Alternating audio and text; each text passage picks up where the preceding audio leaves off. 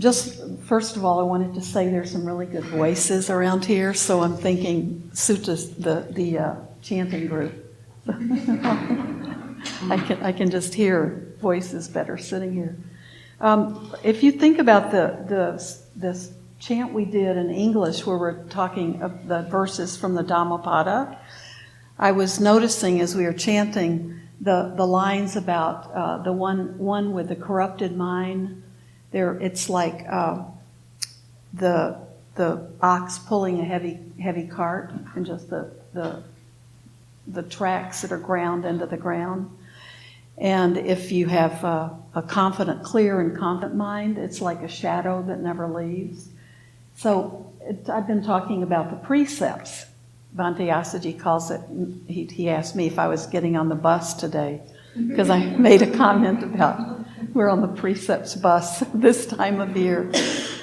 And so when you think of the precepts, I think those are good images to think. If we think of the precepts that we have in Buddhism as something that's like a burden, it's like an ox going through the same ruts that have been put there for generations and dragging a heavy cart. We're dragging something behind us. If we think these are the rules we have to follow, we can't practice the Buddha's teachings until we pull that cart all the time. But in fact, the precepts are more like when we have the confidence and the clarity of what we're doing. It's like a shadow, like a friend. That's there. That's not a heavy load, but is always present. So try to think of it that way, because too often when we talk about the precepts, people think these are the rules I have to follow if I want to be a Buddhist. So first of all, it's not about being a Buddhist or not being a Buddhist. That's a label that we could just let drop. So we love that you come to a Buddhist temple, and if you become a monastic, you've pretty much taken on that label. So there's a little paradox here. But what we're talking about whenever we talk about being students of the Buddha, when we talk about taking refuge in the Buddha and the Dhamma and the Sangha, we're talking about the way we are living our lives and the way we're practicing living to become the best person we can be. And that's what the Buddha wanted to do. He wanted to find an end to suffering, and he wanted to be the best person he could be. And because of all of his past experience and the lives he had led, he was ready to become the best person he could be, was to become a fully enlightened teaching Buddha. So when we think about what we call Buddhism now, it's really that we take refuge in the Buddha as a teacher, not as a god, but as a teacher. And he was a fully enlightened teacher. So what he taught us, we can experience for ourselves and test the validity of it. And if we see something that we don't think holds water or isn't true for us, then we can put that aside, and we can look at it later, or we just put it aside until we're ready to look at it. We may keep looking at it and never see that it's relevant for us. But most of us have the experience, and we have to do it with our own experience to see, and to follow his teachings means to follow the same path he took. So to learn everything by experience. We don't take things on faith. We take them through our confidence in his teaching. There may be periods where we're going through a rough time and we have to take some things on faith just to make it. And that's just a faith that, okay, he's been a good teacher so far, and right now I can't even sit down to meditate. My head's too full, but I'm going to take it on faith that I'm going to get through this really difficult time, and that'll very soon be available to me again. So that's when we use faith. It's when we are in a situation where we feel like we're blind. We don't know where we are at the moment. But we know what the Buddha taught us, and we know we can come back to that. So I like those images, though. The precepts that the Buddha talked about are the moral foundation that people need to have a good life, to not have regret and remorse in their lives, and to do no harm. They're all about harmlessness to ourselves and to others. So just those first simple 5 precepts that start with not killing a living being, and you can also speak about it as do no harm to others or yourself. The whole concept of the precepts just makes the world a safer, happier place. You don't have to go any further than that. And I think that's the foundation of all religions, is to have the wish for people to be safer and happier and be able to, what we used to say, I don't think we use it anymore, self-actualize. That's what the Buddha was probably talking about. Let's go as far as we can go with this human brain and in this human body. Do the most we can do with it. It's an amazing brain, so let's work with it in the best way possible. And that means to be keeping the world safe for ourselves and other people. So anyway, I like those images. Don't think of any set of living a virtuous life. Don't think about that like pulling a heavy cart around. Think of it as just, that's your shadow. That's who you are.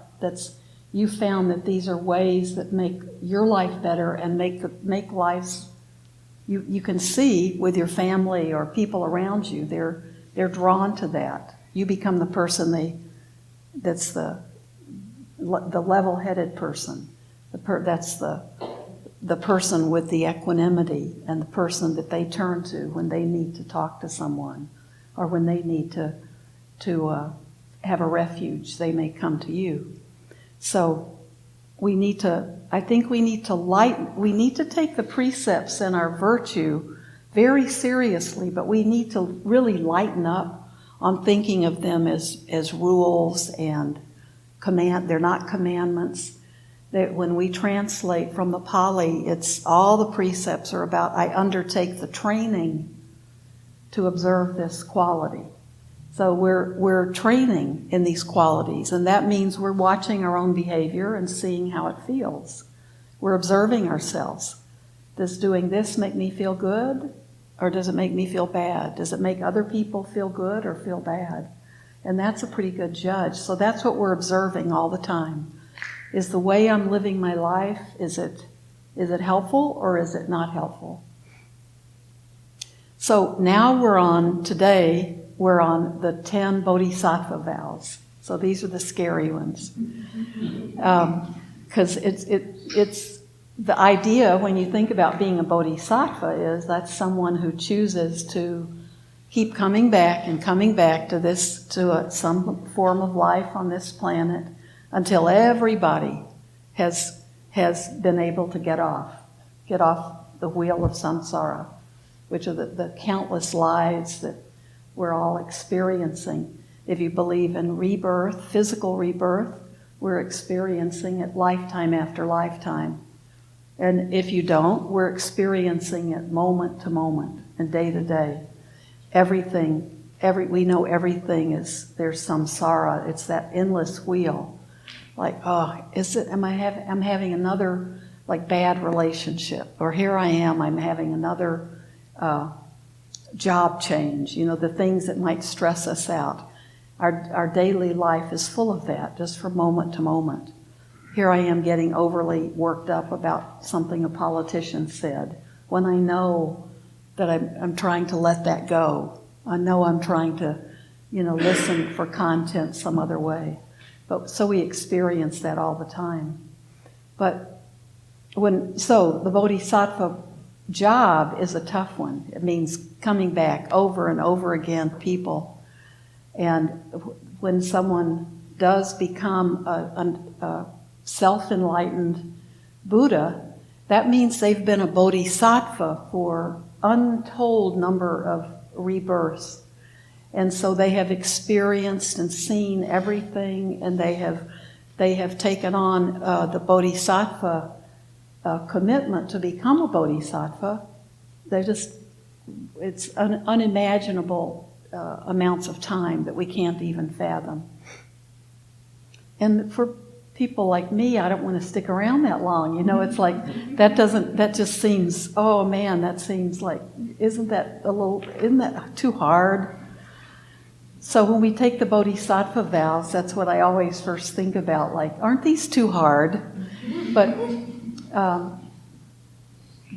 what we're thinking about, this is a much better way to look at it, so it doesn't feel threatening. The bodhisattva vows, and they're in all traditions of Buddhism, and so their 10 qualities are pretty much, with all Buddhists, they are pretty much accepted as these 10 very special qualities. But what they are, the qualities to be a really good human being.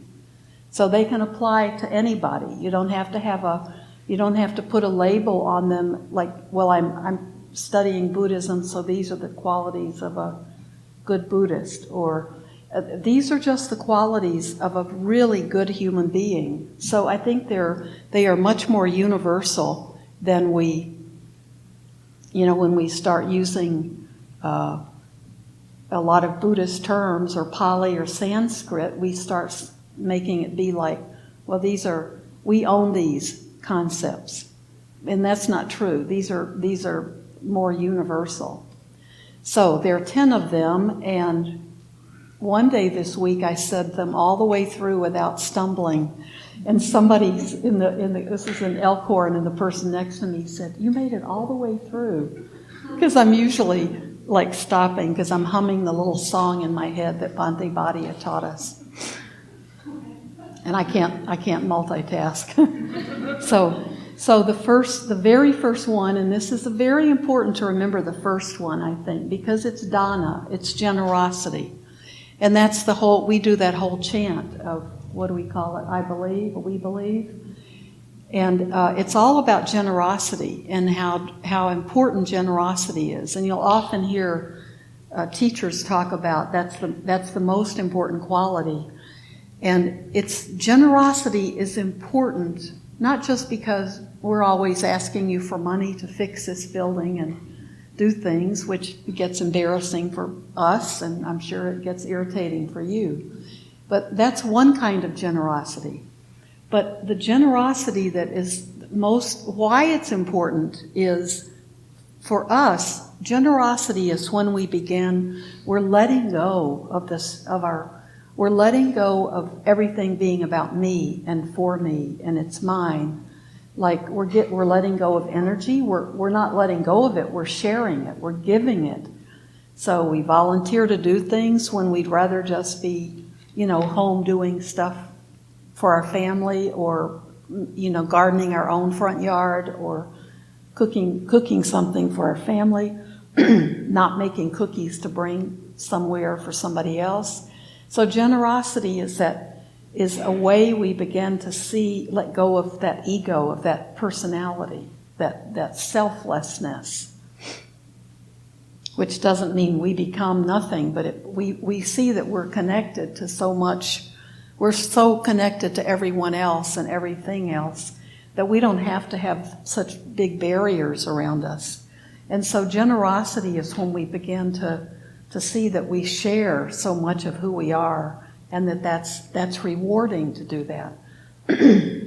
It's not, we're not losing anything. And the more we give in terms of ourself, our energy, the more we give, the more we get back, and we begin to see that principle in action in the world. So that's what generosity is really about. Generosity, our virtue, which when we talk about the precepts, we're always talking about those qualities to make us be a better person and to help keep the world safe for others and for ourselves. There was a monk I was listening to in Northern California up in the forest, and he was talking about how many deer there were around the monastery of Bayagiri. because it's up way far north. And the deer have no fear of the people up there because it's all monks and people visiting who are going to study with the monks. So the animal, and he said all the animals are more fearless because they feel safe in that particular area. So you can feel when we're following the precepts, other people, other animals, other beings feel safer. And so we're doing that's our little part in keeping the world safe and keeping the world peaceful. Just that our virtue. So that's the second one. That's virtue, morality. And nekema is the third one, and that is renunciation. And renunciation is just that. Renunciation is letting go of the things that are not serving us well. And it's good to think of it that way. So we can think of renunciation being you've got to shave your head and live in a cave, and that's a form of renunciation. But that's what it really is. You can do all those things and not be renunciating much of anything. But if you're renunciating, you're seeing things like, this doesn't serve me anymore. Here's something that I really thought I needed in my life, and it's really not helpful. It's really a hindrance more than it is a pleasure or a joy or just something that I can have. And renunciation is seeing that and then letting it go. So there are things you can look like you're a renunciate and have a hair shirt on and beat yourself if you want to. But you may be hanging on to lots of viewpoints, opinions, ideas, little secret things like the chocolate you have buried under a rock somewhere. I don't think chocolate is something you have to give up. But if you think you're supposed to give it up and so you're hiding it, then that's something you need to look at. But you can look like you're a full-fledged renunciate in the world and have as many of all those things that are burdens to you. And those are the things that sometimes it just might be having viewpoints that we're too attached to. And we realize it's not serving me well. People are avoiding me. I'm angry all the time, or I'm proselytizing all the time, and it's not. You suddenly become aware. I don't think that's really what I'm supposed to do. That's what I'm supposed to be, how I'm supposed to be living. And so we can let go of those things because we see that they aren't making us be that better person that we want to be. So that's generosity. What was the second one? Virtue. And the third one? Renunciation. And the next one is virya, which means energy. And it can also mean effort.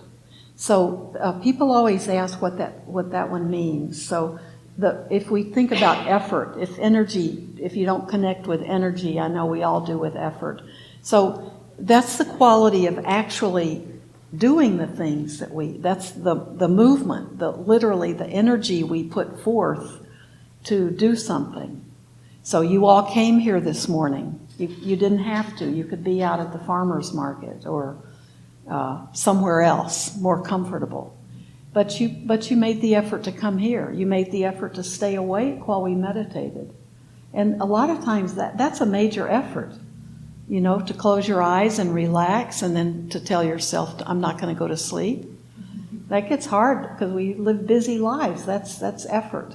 So effort and energy are very important qualities because otherwise we just will sit back and not do something. And that can become too easy. Or we can be indecisive. So that lack of energy becomes that one of those, the hindrances is lethargy, and that's a spiritual hindrance, is that drowsiness, that laziness, that lack of energy, because it's like, I don't want to, this other stuff is just, there's too much to think about, too much to change, too much to too much to do. I'll just go back to my old habits. So we need that energy. And then Panya is the next one, and Panya means wisdom. And sometimes I get, I'll talk about wisdom meaning everything you hear and study and your experiences in life. But there's a more basic definition of wisdom that is to really understand the Four Noble Truths. And because if you understand and you recognize in your own life the reality of the Four Noble Truths, that the Buddha, that's when he started putting together, how do I tell people about what I experienced when I became enlightened? How do I teach this? Why don't I just go off to a cave and enjoy being enlightened? Do I really have to stick around and teach people? And even the gods came down in the heavens and said, we want you to teach, we need a teacher. The teachings get lost in the world. And when they get lost, that's when a new Buddha arises. So they kind of implored him to teach. So he had to put together his curriculum, he had to figure out a way to teach it. And so the Four Noble Truths is the first essential teaching. But if you understand that and you see it operating in your life, you're there. Everything else is just working from that. So this is still under wisdom. I don't want to get too distracted. But wisdom, is understanding the true nature of the way this world operates. That's what the Four Noble Truths, he's put it together in a list that people can memorize. So it's understanding that there is dissatisfaction, stress, suffering in this world. It's the nature of this world that there's great joy, but there's also suffering.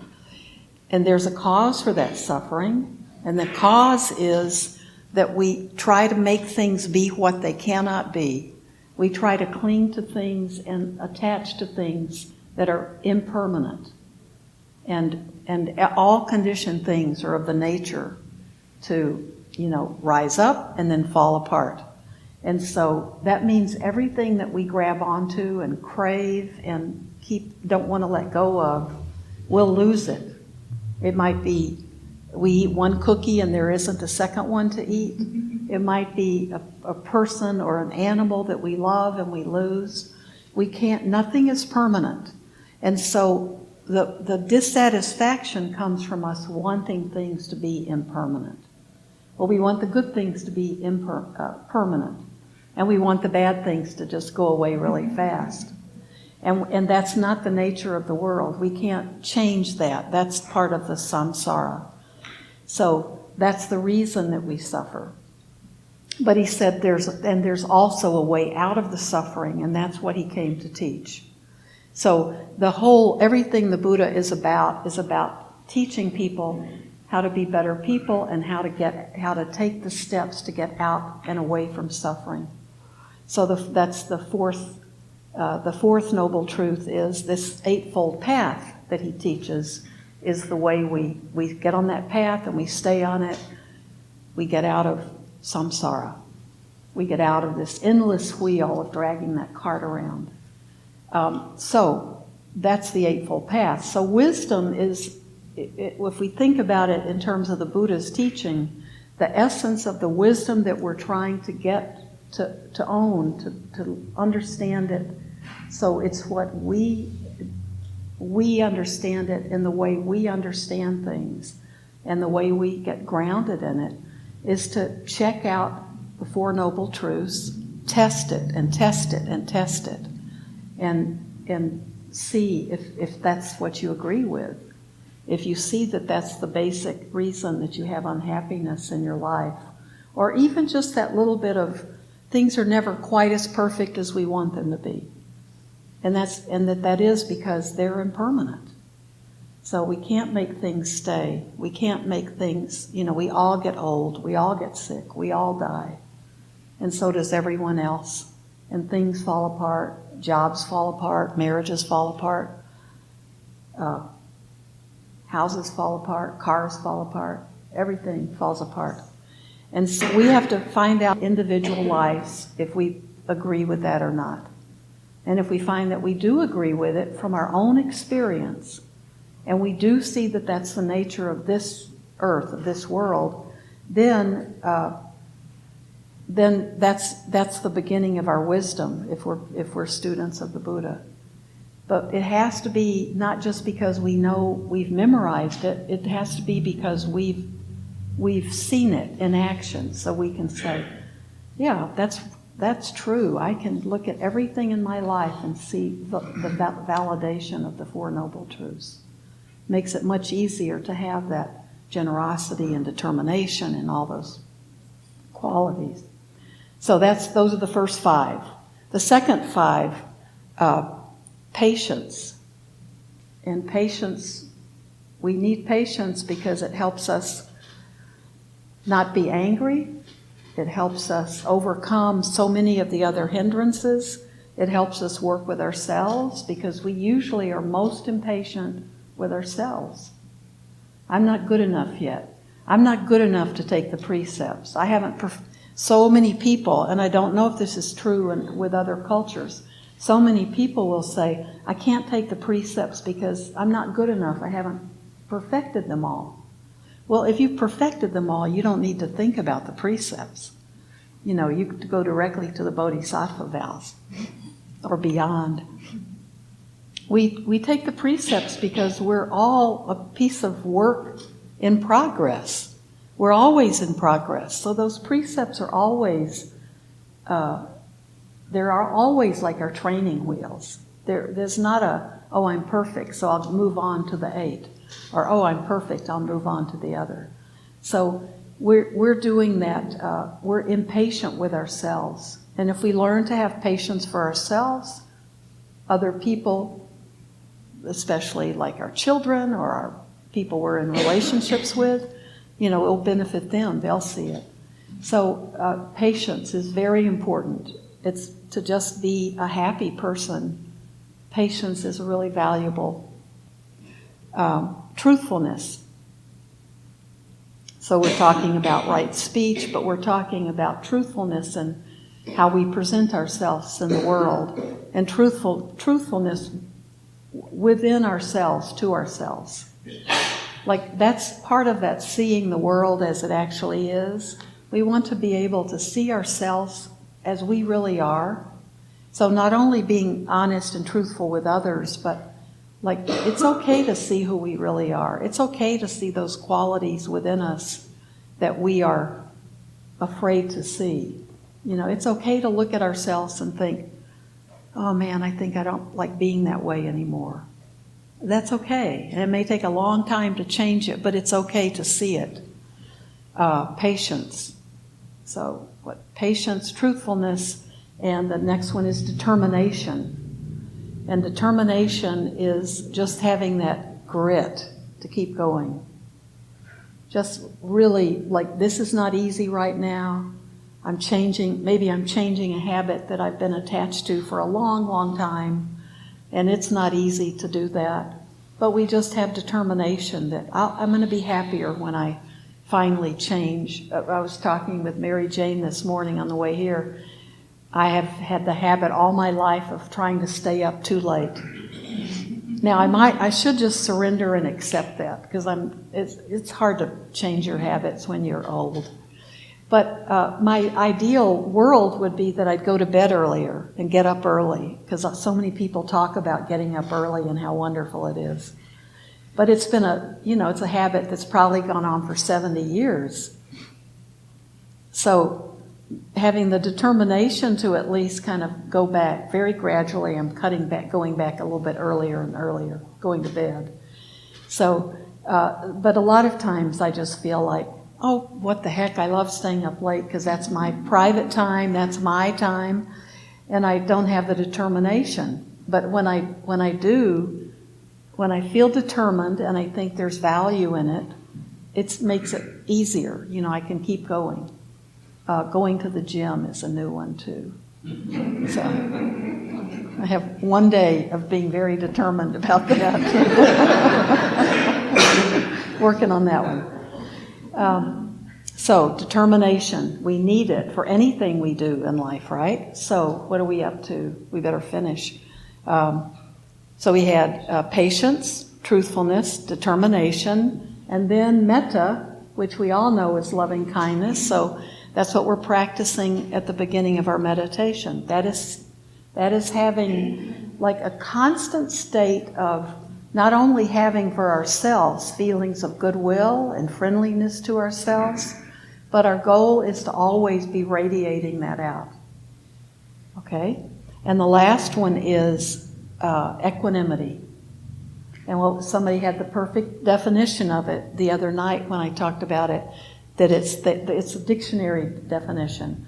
It's staying level-headed in the face of a difficult situation. So it's that balance that we talk about, the middle path, always coming back to that state of balance.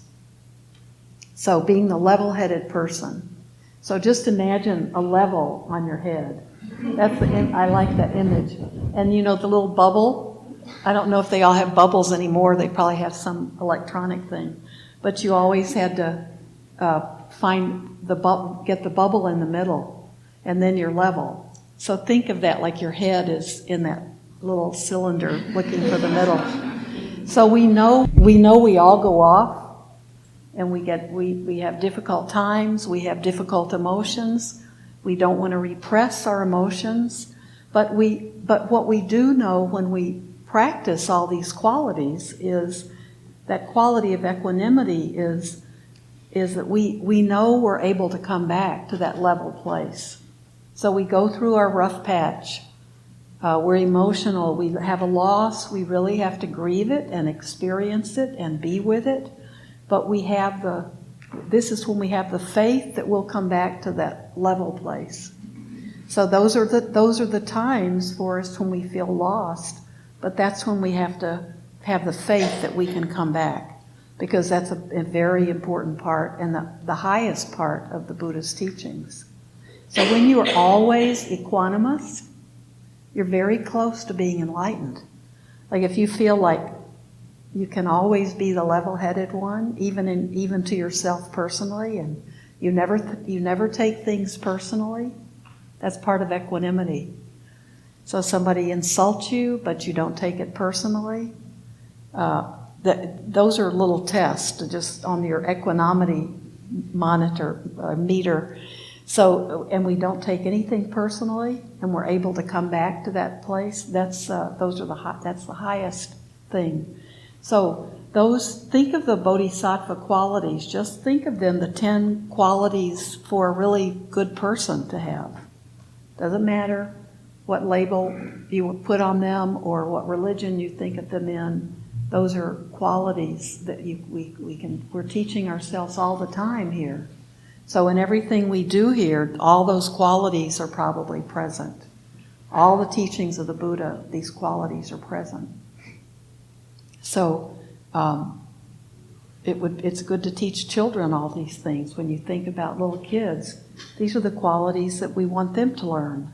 It's not part of a religion or part of a specific path that people have signed on to take. These are just maybe at least all Buddhists agree these are wonderful qualities. And I think all other religions would too. I don't think there'd be any argument about that. So those are the bodhisattva vows, but you have to take the 5 and the 8 first, and then when you're ready to take on. But the way we study those is to have them in our awareness more and more, and maybe read about them or meditate with them. Sit with the particular quality and just sit with it. When you're meditating, just let it be there. You don't have to analyze it or think it, but you just can sit with it and let whatever your body wants to tell you about it will rise up. This is not, we don't meditate to do analytical thinking. We're letting it go. We're letting it go, settling deeper. It's not deeper or higher. We're letting it settle below our thoughts. And then we can have insight arising. Okay, thank you very much.